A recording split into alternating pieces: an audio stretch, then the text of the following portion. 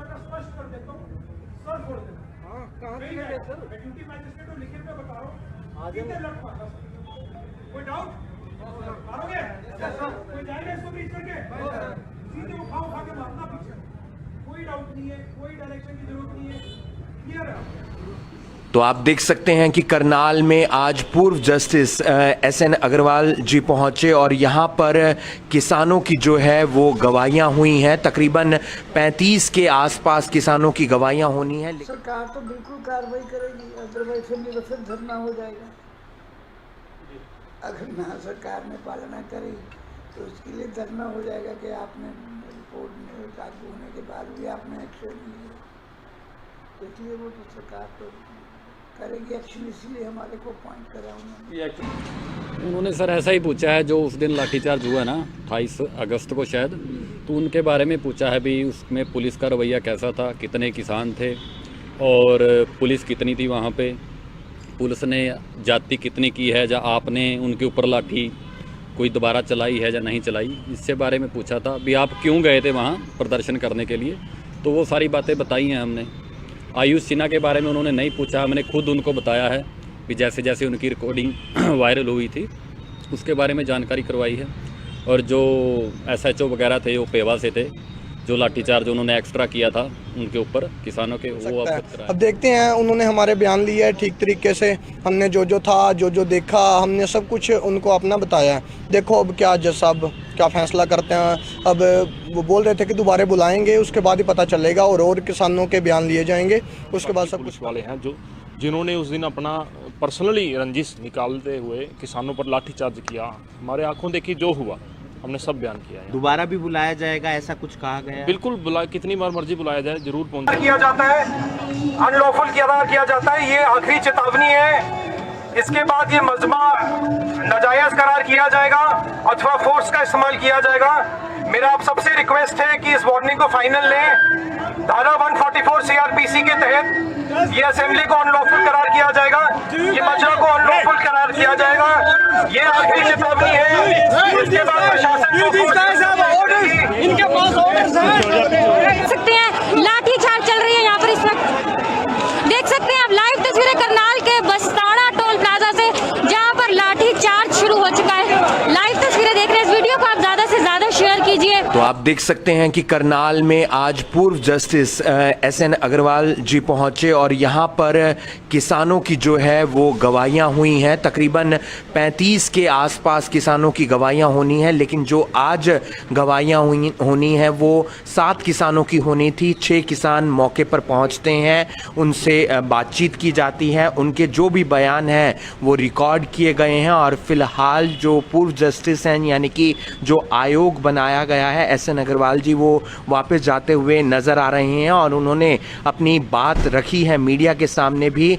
उन्होंने कहा है कि तकरीबन 4 महीनों तक जो पूरी रिपोर्ट है वो सरकार को सौंप दी जाएगी। साथ ही साथ इसमें तमाम जो डॉक्टर हैं जिन्होंने घायलों का इलाज किया किसानों का, उनकी भी गवाही होगी, प्रशासनिक अधिकारियों की भी गवाही होगी और रेस्ट हाउस में आज सारे जो बयान हैं वो दर्ज किए गए हैं। इस वीडियो को आप ज़्यादा से ज़्यादा शेयर कीजिए। आप देख सकते हैं कि कल वो यहाँ नहीं आएंगे लेकिन उसके बाद भी यहाँ पर वो पहुँचेंगे और तमाम किसानों की गवाहियाँ ली जाएंगी। साथ ही साथ प्रशासनिक अधिकारियों की भी गवाहियाँ ली जाएंगी, वो अपनी बात रख सकेंगे। गुरनाम सिंह चढ़ूनी को भी बुलाया गया है, 2 नवंबर का समय दिया गया है। करनाल के SP गंगाराम पूनिया, करनाल के पुलिस अधिकारी और साथ ही साथ करनाल के DC और तत्कालीन SDM आयुष सिन्हा की भी गवाही होगी, उनके बयान भी दर्ज किए जाएंगे। इस वीडियो को आप ज़्यादा से ज़्यादा शेयर कीजिए।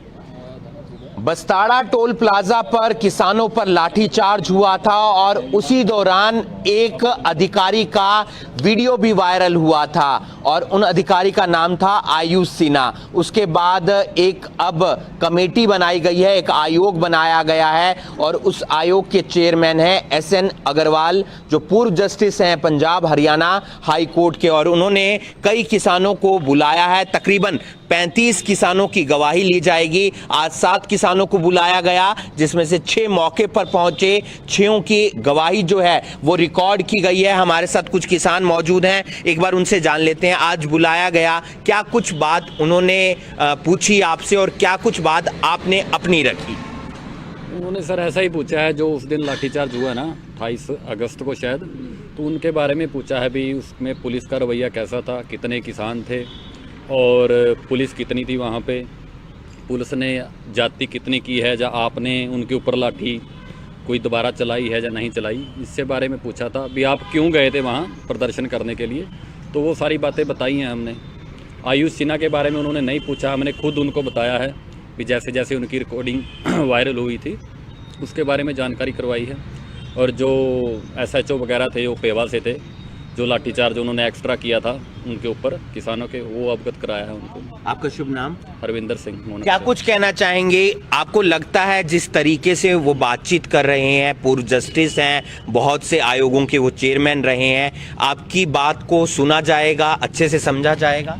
हाँ जी, उनकी बात करने का तरीका और हमारी बात सुनने का तरीका, उससे यही लग रहा है कि वो हमारे मतलब पूरा कोऑपरेट करेंगे हमारे साथ।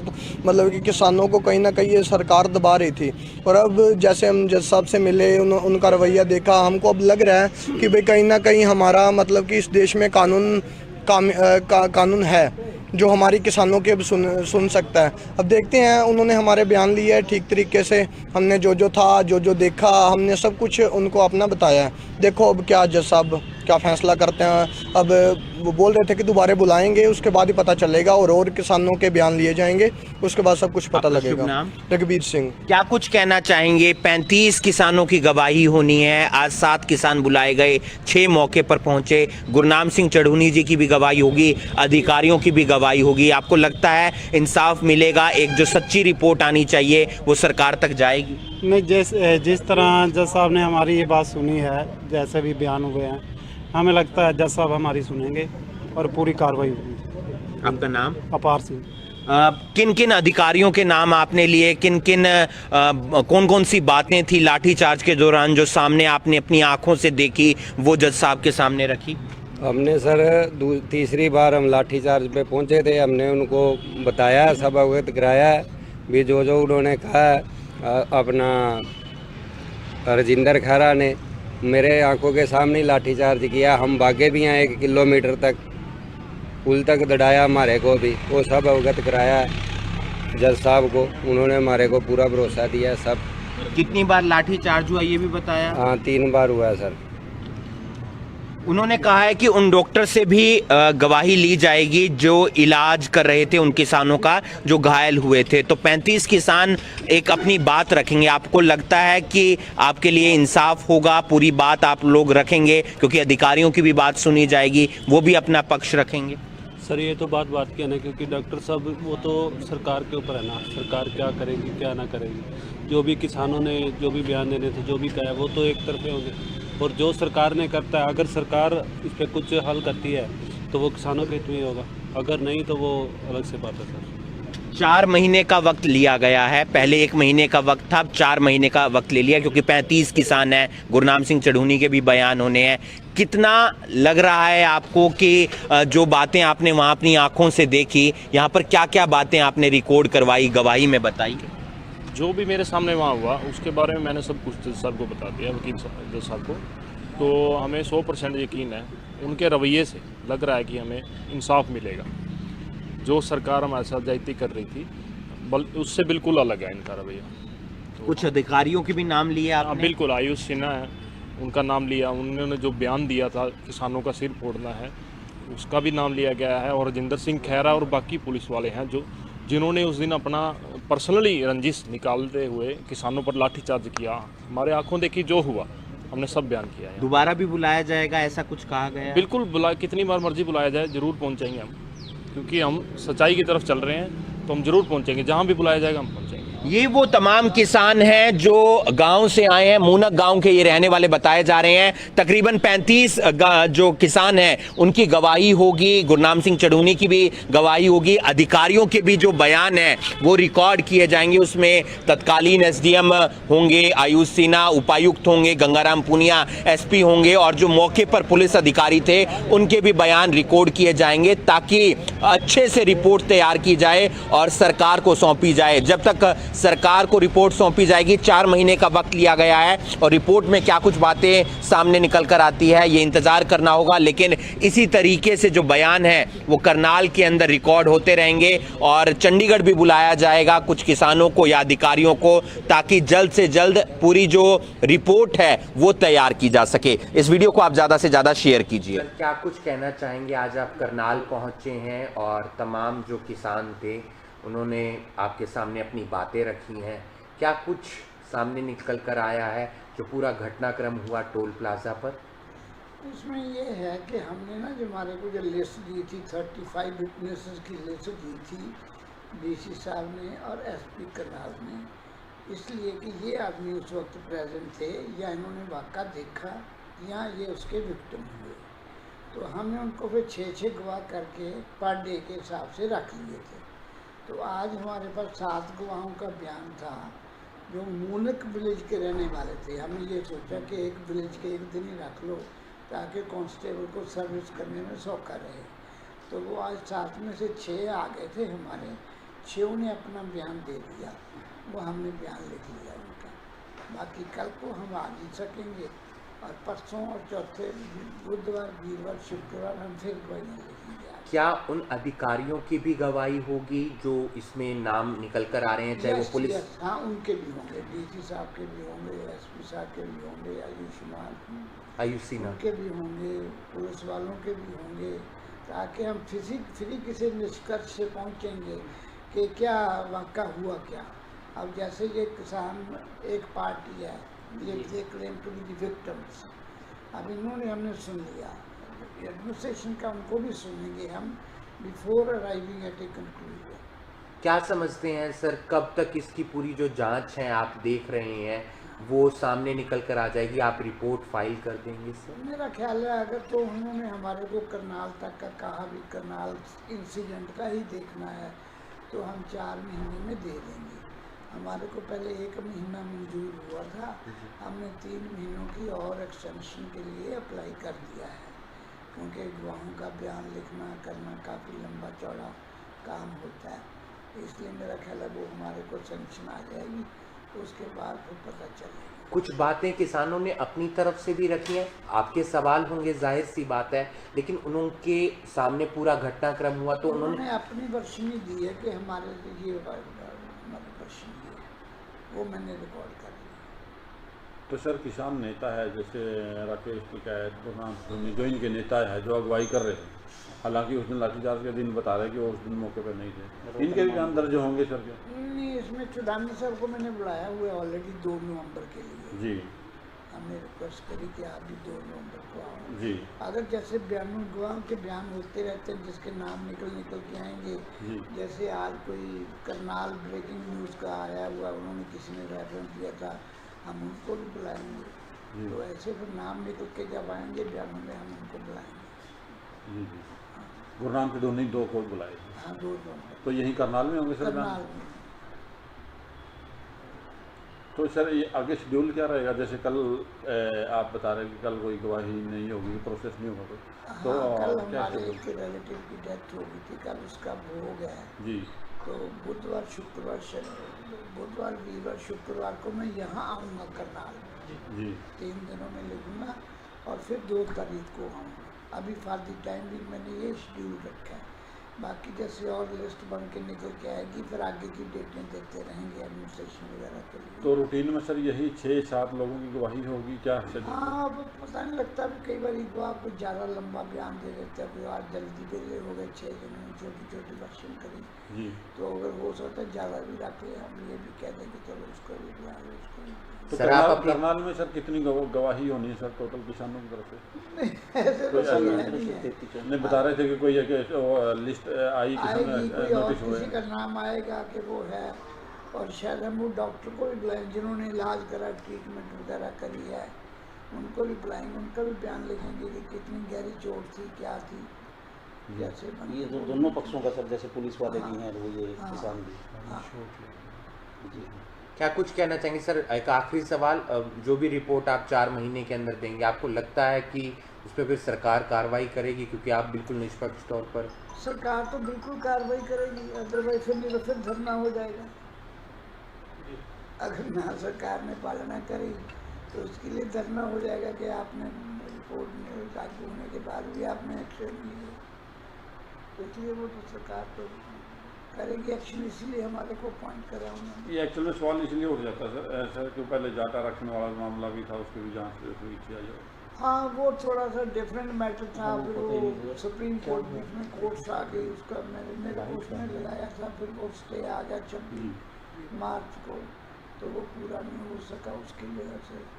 अब देखो अब क्या बनता है उनका। तो सर एडमिनिस्ट्रेशन की तरफ से जैसे डीसी साहब एसपी साहब बता रहे हैं आप इनकी वही होनी, तो इनका कोई शेड्यूल है सर अभी कब होनी है? अभी फादी टाइमिंग नहीं बनाया मैंने, अभी ये लिख के बयान के फिर मैं आगे जाके बनाऊंगा। कुछ भी उसको वहाँ चंडीगढ़ बनाएंगे, चंडीगढ़ भी हमारा ऑफिस है, पंचकुला में है 209 हाँ, तो उसके बाद फिर शेड्यूल बना के भेज देंगे।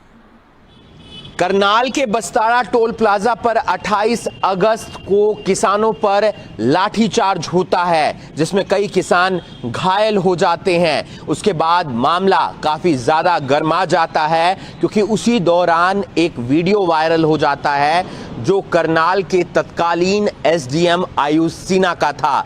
उसके बाद किसान इकट्ठे होते हैं और जिला सचिवालय के बाहर धरने पर बैठ जाते हैं। ये धरना कई दिन चलता है, अलग अलग जगहों से किसान पहुंचते हैं, प्रशासन और किसान नेताओं की कई दौर की बातचीत होती है, लेकिन हल नहीं निकलता। लेकिन उसके बाद एसीएस देवेंद्र सिंह पहुंचते हैं और हल निकालने का प्रयास किया जाता है। उसमें एक सबसे बड़ी बात जो सामने निकल कर आती है वो ये थी कि एक आयोग बनाया जाता है जो पूरे घटनाक्रम का जांच करेगा, और उस आयोग के जो चेयरमैन होंगे वो पूर्व जस्टिस होंगे पंजाब हरियाणा हाई कोर्ट के, और उनकी जांच दी जाती है एसएन अग्रवाल साहब को। और आज तमाम किसानों की गवाही लेने के लिए एसएन अग्रवाल जी पहुंचे थे करनाल के पीडब्ल्यूडी रेस्ट हाउस में। वहां पर 7 किसानों को बुलाया गया था, जिसमें से 6 किसान मौके पर पहुंचते हैं, उनकी बात को सुना जाता है, रिकॉर्ड किया जाता है। एसएन अग्रवाल साहब जी की तरफ से कहा गया है कि तकरीबन 35 किसानों की गवाही ली जाएगी, साथ ही साथ डॉक्टर की भी गवाही ली जाएगी जिन्होंने उनका इलाज किया था।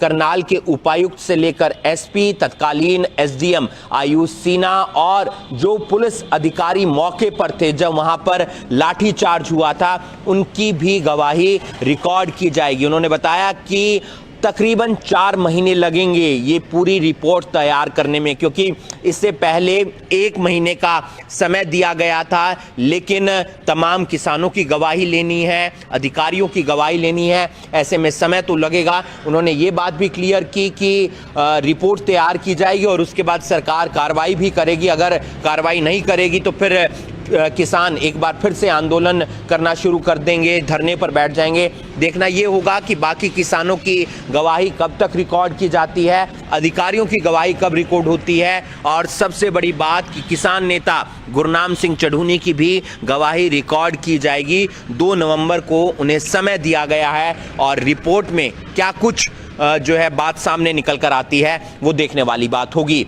इस वीडियो को आप ज्यादा से ज्यादा शेयर कीजिए और बाकी तमाम खबरों के लिए आप जुड़े रहिए करनाल ब्रेकिंग न्यूज के साथ। आमने सामने पथराव होता हुआ, गाड़ियां सामने से भागती हुई, बड़ी दुर्घटना हो सकती है। ये लाइव तस्वीरें देख सकते हैं।